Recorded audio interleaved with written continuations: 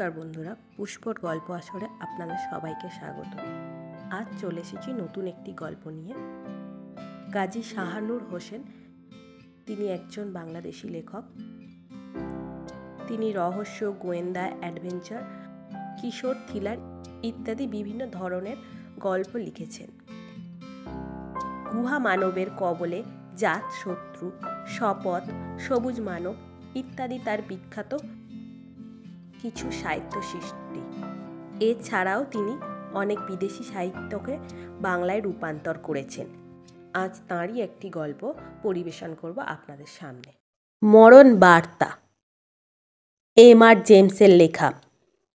বাংলায় রূপান্তর করেছেন কাজী শাহানূর হোসেন।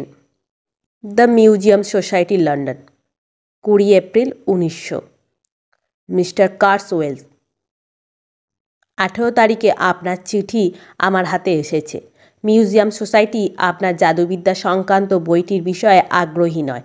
আগেও কয়েকটি চিঠিতে সে কথা জানানো হয়েছে আপনাকে। এ ব্যাপারে আর চিঠি না লেখার জন্য আপনাকে বিনীতভাবে অনুরোধ করছি।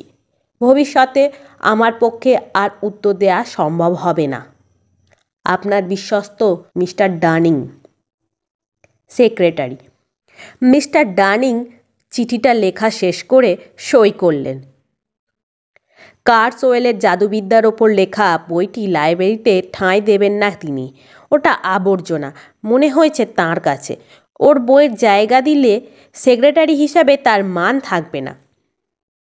দুদিন বাদে ট্রামে চেপে বাড়ি ফিরছিলেন ডানিং। ভয়ানক ক্লান্ত তিনি।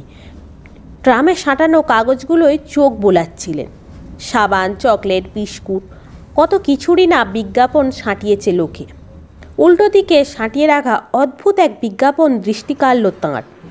নীল কালিতে বড় বড় করে লেখা হয়েছে, জন হ্যারিংটনের স্মৃতির উদ্দেশ্যে।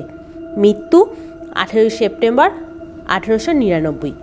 বেঁচে থাকার জন্যে 3 মাস সময় দেয়া হয়েছিল তাকে। ড্যানিং স্পর্শ করলেন ওটা। জানালার কাঁচের ভিতরের দিকে লাগানো রয়েছে কাগজটা। ডানিং চাইলেন আবারও, কিন্তু আশ্চর্যকাণ্ড, পর মুহূর্তেই বিজ্ঞাপনটা উধাও। পরের দিন পিকাডেলিতে হাঁটছিলেন তিনি। এক লোক তাঁর দিকে এগিয়ে এসে এক টুকরো কাগজ ধরিয়ে দিল। ডানিং সহসা মেরুদণ্ডের শিরশির এক অনুভূতি টের পেলেন। কাগজটায় চোখ বোলালেন তিনি।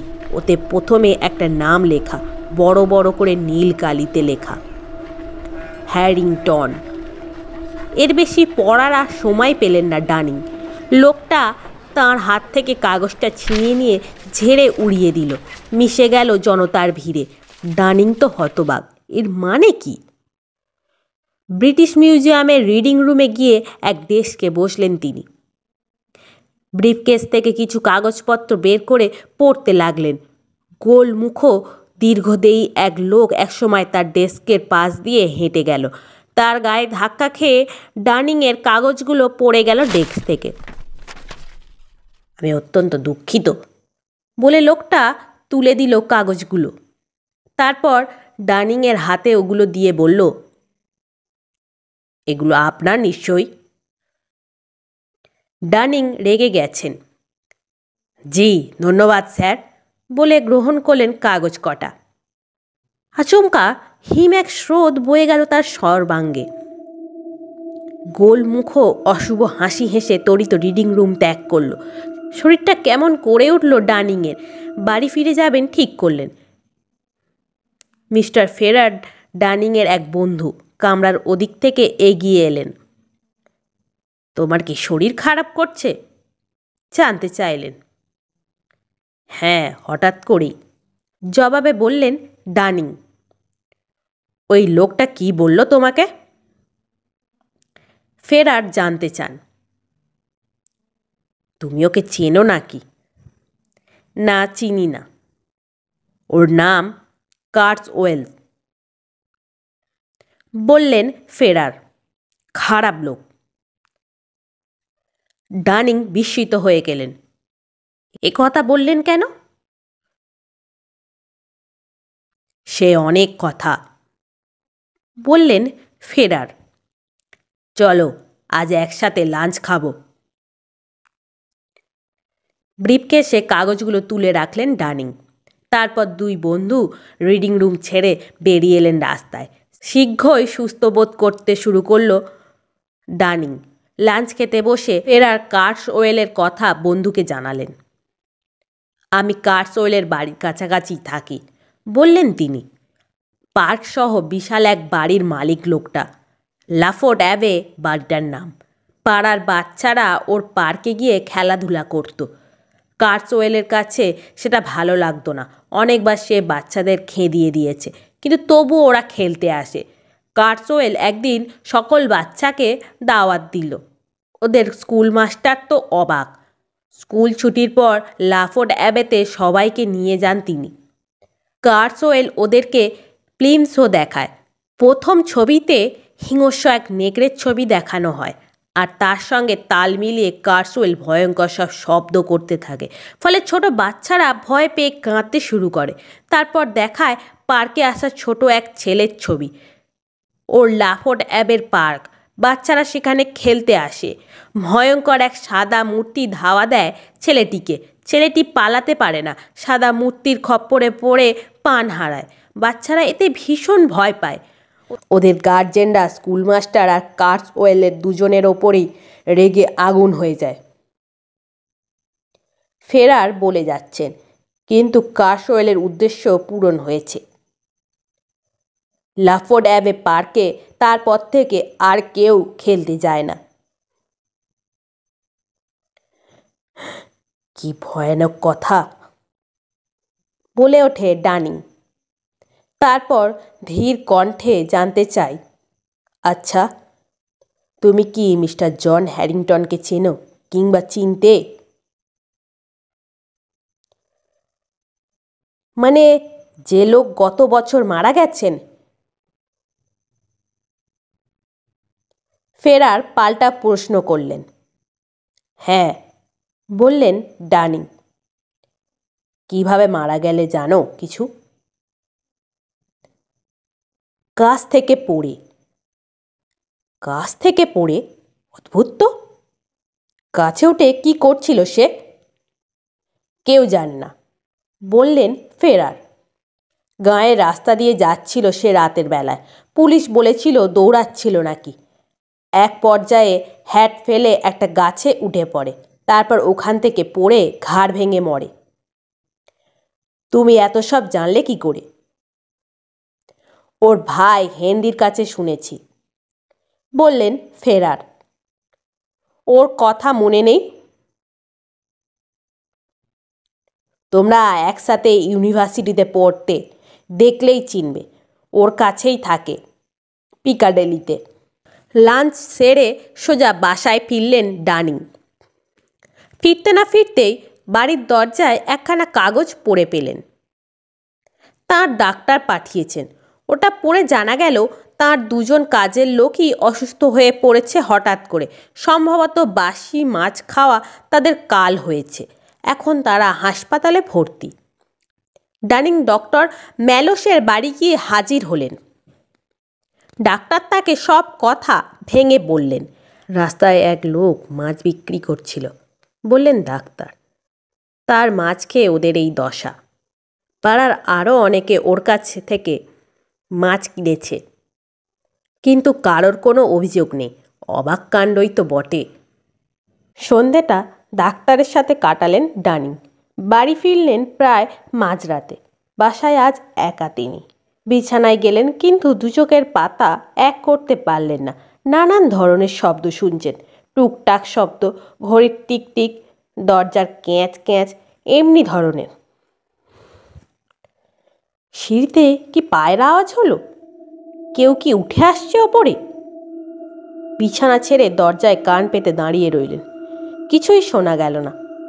এবার দরজা খুললেন। স্থির দাঁড়িয়ে থেকে চেয়ে রইলেন আঁধারে। উষ্ণ এক ঝলক বাতাস বয়ে গেল। বিড়ালের মতন পায়ে ঝাপটা মেরে চলে গেল যেন গরম বাতাস। আলোর সুইচ জ্বাললেন তিনি। আবিষ্কার করলেন বিদ্যুৎ নেই। বিছানার পাশে মোমবাতি আর বালিশের নিচে দেশলাইয়ের বাক্স রাখেন ডানিং। বিছানার কাছে এসে হাত ঢোকালেন বালিশের তলায়। ম্যাচ নয়, লোমশ আর ক্ষুরোদার এক মুখোশের স্পর্শ পেল তার হাত। ভয়তাড়িত ডানিং এক ছুটে ঘর ত্যাগ করলেন, আর এক কামরায় দরজা লাগিয়ে সারাটা রাত পার করলেন কোনো মতে। বলা বাহুল্য, এক তিল ঘুম হয়নি তার। সকাল হলে সাবধানে দরজাটা খুললেন, বেরিয়ে এসে নিজের বেডরুমে গিয়ে সতর্ক দৃষ্টি ঘোরালেন। অস্বাভাবিক কিছুই চোখে পড়ল না, কিন্তু তবু ভয় কাটল না তার। এ বাড়িতে একা একা থাকবেন না সিদ্ধান্ত নিলেন। ঝটপট তৈরি হয়ে সুটকেস গুছিয়ে পিকাডেলির এক হোটেলে এসে উঠলেন। এখান থেকে মিস্টার হেনরি হ্যারিংটনের উদ্দেশ্যে এক বার্তা পাঠালেন। সন্ধে নাগাদ হোটেলে এসে পৌঁছালেন মিস্টার হ্যারিংটন। একসাথে ডিনার সারলেন তারা। ডানিং গত রাতের অভিজ্ঞতা হেনরি হ্যারিংটনকে জানিয়ে তাঁর ভাই জন হ্যারিংটনের কথা জানতে চাইলেন। আমার ভাই, আরম্ভ করলেন হেনরি হ্যারিংটন, 2 মাস খুবই অস্বাভাবিক আচরণ করে। তার ধারণা হয় কেউ একজন তাকে সর্বক্ষণ অনুসরণ করছে। কী সব জাদু টাদুর কথা বলতো। জাদু? ডানিং বলে ওঠে বিস্ময়মাখা কণ্ঠে। কেন বলো তো, কোনো ধারণা আছে তোমার? জাদুবিদ্যার ওপর জনের প্রচুর পড়াশোনা ছিল, বললেন হেনরি। অস্থিরতা শুরু হওয়ার আগে খবরের কাগজে একটা জাদুবিদ্যার বইয়ের সমালোচনা করে সে। লেখে বইটা যাচ্ছে তাই। বইয়ের লেখক ওটা পড়ে ভীষণ ক্ষেপে যায়। কার্সওয়েল তার নাম। কার্সওয়েল?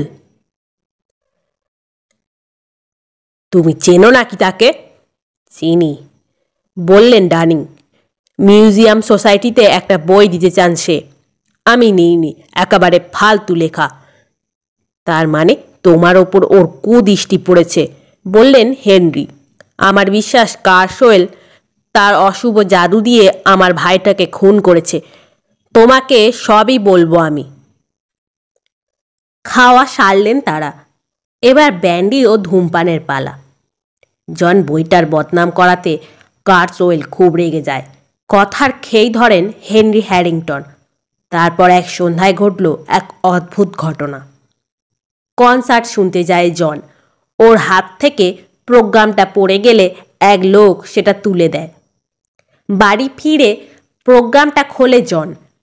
এক টুকরো কাগজ ছিল ভেতরে, লাল কালো কালিতে লেখা। জন ওটা দেখায় আমাকে। এটা গত জুনের কথা, হেনরি হ্যারিংটন বলেন। সেদিন এত ঠান্ডা ছিল যে আগুন জ্বালাতে হয়। কাগজটার দিকে চেয়ে রয়েছি, হঠাৎ কথা নেই বার্তা নেই দড়াম করে খুলে গেল দরজা, আর গরম এক ঝলকা বাতাস বয়ে গেল ঘরের ভেতর। কাগজটা বাতাসে উড়ে গিয়ে আগুনে পড়ল, মুহূর্তে পুড়ে ছাই। প্রচণ্ড ঠান্ডার মধ্যে গরম হাওয়া? হ্যাঁ, পরিষ্কার মনে আছে, বললেন হেনরি। মনে হলো কিছু একটা বুঝি ঢুকে পড়েছে ঘরের মধ্যে। সে রাত থেকে আজও সব স্বপ্ন দেখতে শুরু করে জন। তার মনে হতে থাকে কে যেন তাকে অনুসরণ করছে। বাড়ির বাইরে যেতে চাইতো না, ঘুমানোর সময়ও আলো জ্বেলে রাখত, আর একা তো থাকতেই চাইতো না। কে পিছু নিয়েছিল দেখেছো তুমি? না, কিন্তু আমি অন্য আর একটা অস্বাভাবিক জিনিস লক্ষ্য করি। একটা ক্যালেন্ডার, বাই পোস্টে আসে ওটা। 18 সেপ্টেম্বরের পরে সবকটা তারিখ কলম দিয়ে কাটা। কনসার্টটা কবে ছিল মনে আছে? ডানিং প্রশ্ন করেন। 18ই জুন। ভাই মারা যাওয়ার 3 মাস আগে, বলেন হেনরি। আর তোমার ভাই মারা যান 18ই সেপ্টেম্বর? হ্যাঁ, জানালেন হেনরি। সে রাতে কিসের হাত থেকে বাঁচার জন্য যেন পালাচ্ছিল ও। পুলিশ বলে গাছ থেকে পড়ে মারা গেছে, কিন্তু আমার বিশ্বাস মারা পড়েছে ভয়ে। কিন্তু তুমি না বললে বাড়ি থেকে বেরোতে ভয় পেতেন উনি? বললেন ডানিং। রাতের বেলায় গাঁয়ের পথে হাঁটছিলেন কেন? কারণ সে মারা যাওয়ার 10 আগে থেকে সমস্যাটা আর ছিল না, বললেন হেনরি। জন মানসিকভাবে সুস্থ হয়ে উঠতে থাকে, অশুভ জিনিসটা তার পিছু নেওয়া বন্ধ করতে। সে ছুটি কাটাতে গাঁয়ে যাবে ঠিক করে। ও, তাই বলো, বললেন ডানিং। তোমার ভাই কি কার্সওয়েলকে সন্দেহ করতেন? হ্যাঁ, বললেন হেনরি।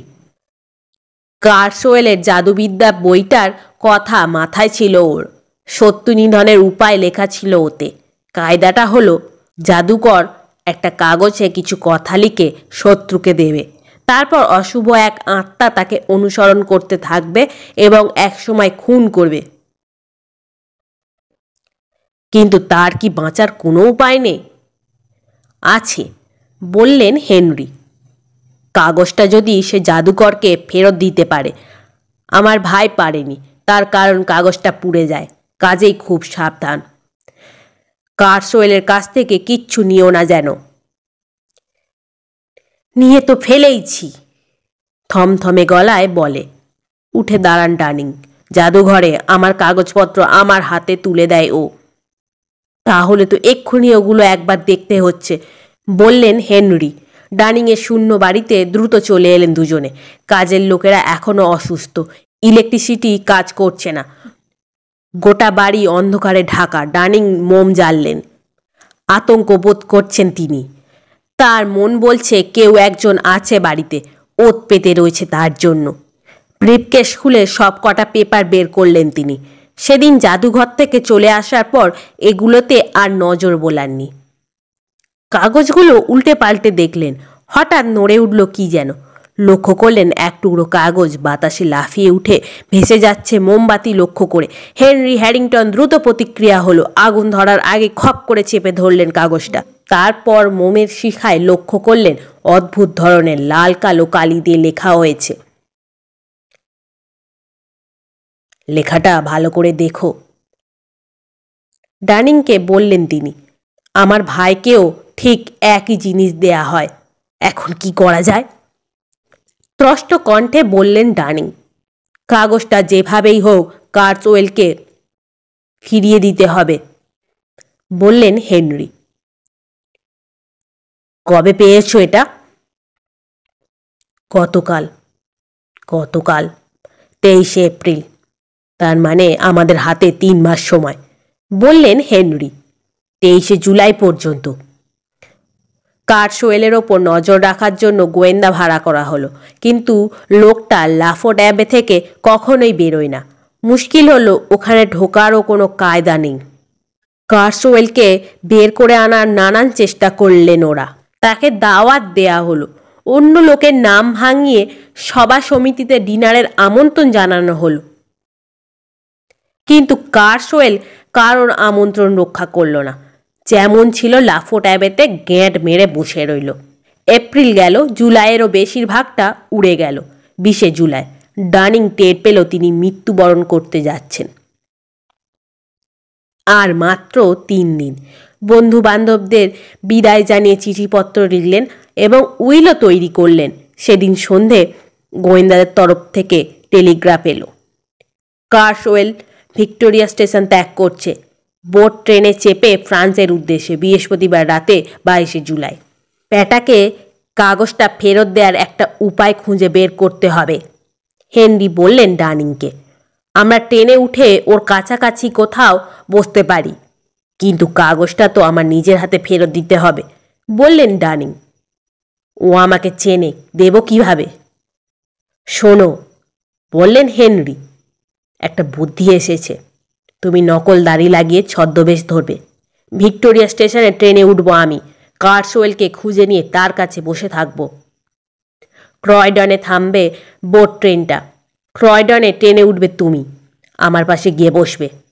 কার্সওয়েলকে কাগজটা ফিরিয়ে দেওয়ার একটা না একটা ছুতো বের করে ফেলা যাবে। নির্দিষ্ট দিনে ডানিং ক্রয়ডন স্টেশনে অপেক্ষা করতে লাগলেন। ভয়ানক উদ্বিগ্ন বোধ করছেন তিনি। বোট ট্রেন আজ লেট করেছে। ট্রেন আসতে দেখা গেল হেনরি জানালা দিয়ে বাইরে চেয়ে রয়েছেন। ট্রেনে উঠে পড়লেন ডানিং। কার্সওয়েলের সঙ্গে একই বগিতে বসে হেনরি। কামরায় লোকজন নেই বললেই চলে। ডানিং বসে পড়ে একটা বই খুললেন। কাগজটা আছে বইয়ের প্রচ্ছদের ভিতরে। হেনরির দিকে তাকাচ্ছেন না ডানিং, কিন্তু কার্সওয়েলের সতর্ক দৃষ্টি তাদের দুজনের ওপর ঘুরে বেড়াচ্ছে। প্রকাণ্ড এক হ্যাট ও নকল দাড়ি পড়েছেন ডানিং। একসময় শটান উঠে দাঁড়ালো কারসওয়েল, আসনের ওপর কোটটা ছেড়ে চুরুট টানতে করিডোরের দিকে গেল। ডানিং কোটটা তুলতে যাচ্ছিলেন, কিন্তু কি ভেবে ঝট করে ঘুরে দাঁড়ালো কারসওয়েল। সাবধানী দৃষ্টিতে ডানিংকে খুঁটিয়ে লক্ষ্য করে আসনে এসে বসে পড়ল। সময় পার হচ্ছে, ডোভারের দিকে ক্রমেই এগিয়ে আসছে ট্রেন। ডানিং ভীত বোধ করছে, গরমে ঘেমে নিয়ে অস্থির। শয়তানটাকে কাগজ ফেরত দেবেন কিভাবে? টিকিট কালেক্টর একসময় হেঁটে এলো করিডর ধরে, ডানিংয়ের টিকিট পরীক্ষা করে দেখল। ওয়ালেট বের করে টিকিট দেখালো কারসওয়েল, তারপর কোটের ওপর রেখে দিল ওয়ালেট। হেনরি হঠাৎ উঠে দাঁড়াতে গিয়ে মেঝেতে ফেলে দিলেন কারসওয়েলের কোটটা। কোটের সঙ্গে ওয়ালেটটাও পড়ল। ওহো, সরি বলে হেনরি তুলে নিলেন কোটটা এবং একই সঙ্গে লাথি মেরে ওয়ালেটটা পাস করে দিলেন কাছে বসা ডানিংয়ের উদ্দেশ্যে। এবার কারসওয়েলের দিকে কোটটা বাড়িয়ে ধরে বললেন, এই নিন। নিল না কারসওয়েল, ঘৃণা ভরে এক দৃষ্টিতে চেয়ে রইল হেনরির দিকে। এই সুযোগে মেঝে থেকে ওয়ালেটটা আলগোছে তুলে নিল ডানিং। কারসওয়েলের পাশে আসনের ওপর কোট নামিয়ে রাখলেন হেনরি। তারপর টিকিট কালেক্টরকে টিকিট দেখালেন। টিকিট কালেক্টর অন্যদিকে সরে গেলে লাফিয়ে উঠে দাঁড়িয়ে করিডোরের দিকে পা বাড়ালো কারসওয়েল। এবার বোধ হয় সত্যিই ধূমপান করবে। আচ্ছা, কালেক্টরের উদ্দেশ্যে বলল, ডোভারে কি কুলি পাওয়া যাবে জাহাজে মাল তোলার জন্য? নিশ্চয়ই স্যার, গলা চড়িয়ে বলল কালেক্টর। 5 মিনিটের মধ্যেই আমরা ডোভার পৌঁছে যাব। কারসওয়েল করিডোরে গেছে, এই ফাঁকে ডানিং কাগজটা গুঁজে দিল জাদুঘরের ওয়ালেটে, তারপর ওটা টুপ করে ফেলে দিলেন মেঝেতে। একটু পরে কারসওয়েল ফিরে এলো বগিতে। এটা আপনার নাকি স্যার? ওয়ালেটটা তুলে দেখালেন ডানিং। কারসওয়েল ওটার দিকে একদৃষ্ট চেয়ে ধন্যবাদ বলে নিয়ে নিলেন জিনিসটা।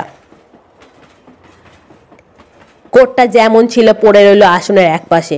ইতিমধ্যে গতি কমে এসেছে ট্রেনের, আধার ঘনিয়েছে বগির ভেতর। হঠাৎ এক ঝলক উষ্ণ বাতাসের হলকা বয়ে গেল। ট্রেন থেমে দাঁড়ালো ডোভার স্টেশনে। কারসওয়েল দেরি না করে নেমে গেলেন। কোলে কোলে গজরালো সে। ছুটে এলো কুলি, তার কাছে লটবহর গুছিয়ে দিল কারসওয়েল। এবার কাঁধের ওপর দিয়ে হেনরির দিকে চেয়ে ক্রূর হাসি হাসল, তারপর হাঁটা দিল জাহাজের উদ্দেশ্যে। ডানিং আর হেনরি স্টেশনের প্ল্যাটফর্মে পায়চারি করছেন। কুলি কারসওয়েলের মোটঘাট তুলে দিল জাহাজে।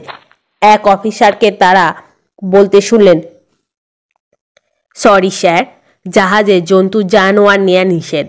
তারপর মুহূর্ত বাদে শোনা গেল, সরি স্যার, আপনার কোটটাকে আমি বেড়াল ভেবেছিলাম। ফ্রান্সগামী জাহাজে উঠে পড়ল কারসওয়েল। এদিকে ডানিং আর হেনরি লন্ডনে ফিরতি ট্রেন ধরলেন। 2 দিন বাদে দ্য টাইমস পত্রিকায় একটা খবর বেরোলো, দ্য টাইমস, দুর্ঘটনা, অ্যাবেভিলস, ফ্রান্স, 23শে জুলাই। সেন্ট উলফ্রামের গির্জায় আজ এক মর্মান্তিক দুর্ঘটনা ঘটে। গির্জার টাওয়ার থেকে এক ইংরেজ পর্যটক পড়ে যান। ঘটনাস্থলে মৃত্যু ঘটে তাঁর। পর্যটকের নাম মিস্টার কারসওয়েল, ভদ্রলোক লাফোর্ড অ্যাবের মালিক। আজকের গল্প আপনাদের কেমন লাগলো কমেন্ট করতে ভুলবেন না, এবং গল্পটি ভালো লাগলে চ্যানেলটি সাবস্ক্রাইব করবেন। চ্যানেলটি সাবস্ক্রাইব করে বেল আইকনটি প্রেস করবেন পরবর্তী ভিডিওর নোটিফিকেশান পেতে। এবং আপনারা কী ধরনের গল্প শুনতে চাইছেন এটি আমাকে কমেন্ট করে জানাবেন। আপনাদের অনুরোধ অনুযায়ী গল্প বলার চেষ্টা করব।